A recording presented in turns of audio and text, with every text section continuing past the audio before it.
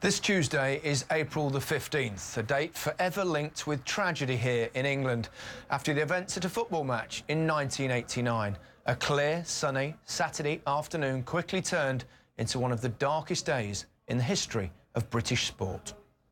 Liverpool are champions!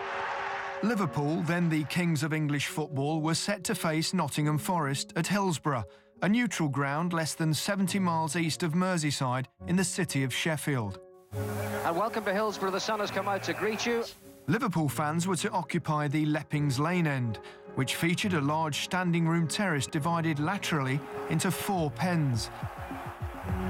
As the 3 o'clock kick-off neared, the 2 central pens of the terrace had already filled to capacity.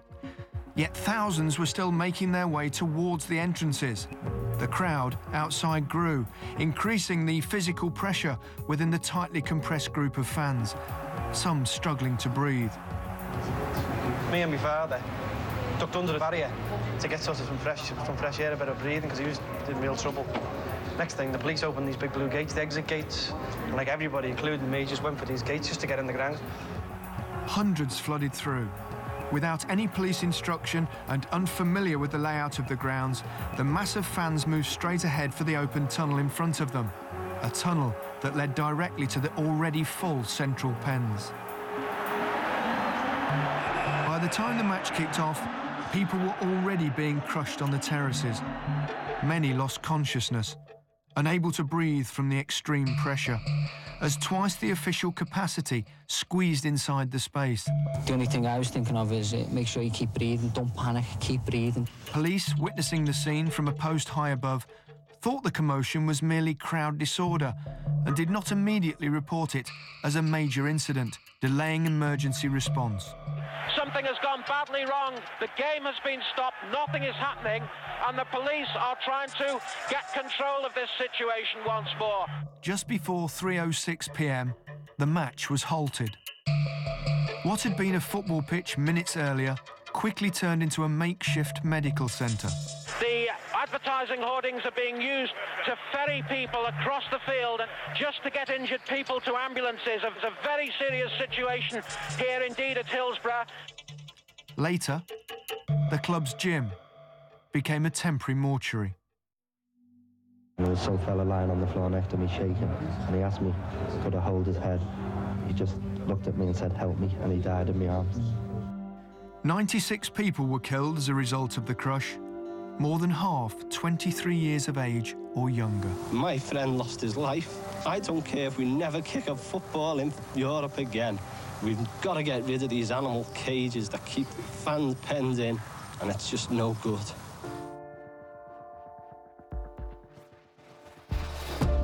For many victims' families, the next 20-plus years were spent searching for the full truth of what happened at Hillsborough. Key questions remain unanswered tonight about the soccer stadium disaster this past weekend in Sheffield, England. Initial word from police was that Liverpool fans had broken in through a gate. Though later acknowledged that the gate was in fact opened at police direction, this was merely the first step in a decided effort to shift blame away from those responsible and onto the fans. The years that followed were comprised of numerous investigations. The Taylor Report in August 1989 found the main cause to be a failure of police control. But the following March, an official inquest deemed the cause of deaths accidental, effectively absolving emergency services of liability. We know now that a cover-up in the days after Hillsborough had tainted the evidence on which subsequent legal proceedings had depended. Throughout 2 decades of disappointment and rejection, victims' families continued their campaign for the truth and ultimately justice. Then in 2009, an independent panel was formed to conduct a comprehensive investigation, including the review of thousands of previously sealed documents. Today, a report by the Hillsborough Independent Panel has revealed that a police cover-up tried to deflect the blame away from the emergency services and onto the fans. It is right for me today, as Prime Minister, to make a proper apology to the families of the 96 for all they have suffered over the past 23 years. Indeed, the new evidence that we're presented with today makes clear, in my view, that these families have suffered a double injustice. The injustice of the appalling events, the failure of the state to protect their loved ones, and the indefensible wait to get to the truth. And then the injustice of the denigration of the deceased, that they were somehow at fault for their own deaths. The panel's findings prompted the High Court to quash the original inquest verdict of accidental death. And new inquests were ordered. Those began 2 weeks ago. Day one of fresh inquests, and perhaps the beginning of the end of their search for answers. For 25 years, Hillsborough has been part of the identity of Liverpool, both the football club and the city as a whole.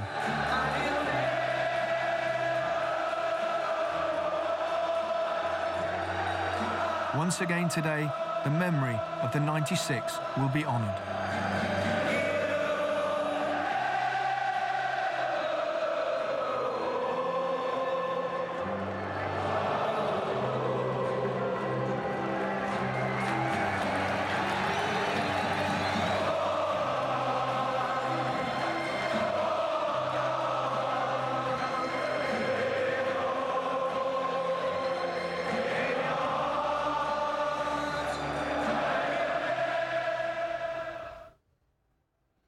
Very emotive pictures indeed, and it's a key part of footballing history in this particular country.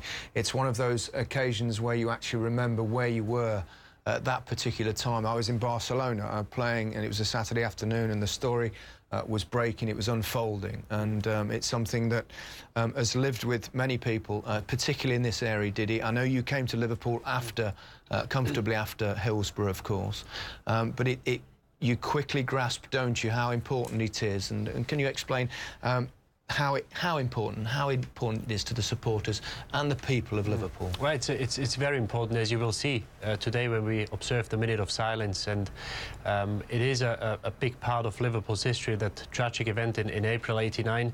I heard about it, I was 15 when it happened. As a kid you perceive these things differently, but when I came to Liverpool you see the stickers, Justice for the 96, the support this group gets. And the first time I really grasped what it meant was when I attended, because the team attends the memorial service every year on the 15th of April, when I attended one of those, and there's thousands of people in the cop end, 96 candles getting lit, the names of the people who lost their lives getting read out, and it's a very emotional day. And that will be the same this afternoon. Those memories will go back over the next few days until, of course, the 15th once again. In many ways as well, we have to tread slightly carefully because the court case has just started, so obviously you cannot say too much, but you know, it's been so difficult. It's not just the tragedy in itself, it's the cover-up and all the things that have ensued, and it's taken 25 years to actually finally properly get to court. And you don't know whether this would have happened in any other city, because the people, not only the football club, also the people in the whole of Liverpool, Everton fans, whoever, everybody supported their case, and the families want only one thing: they want answers. They lost loved ones and they want answers. They are a lot closer than they were 20 years ago, even 10 years ago. There's a fresh inquest now.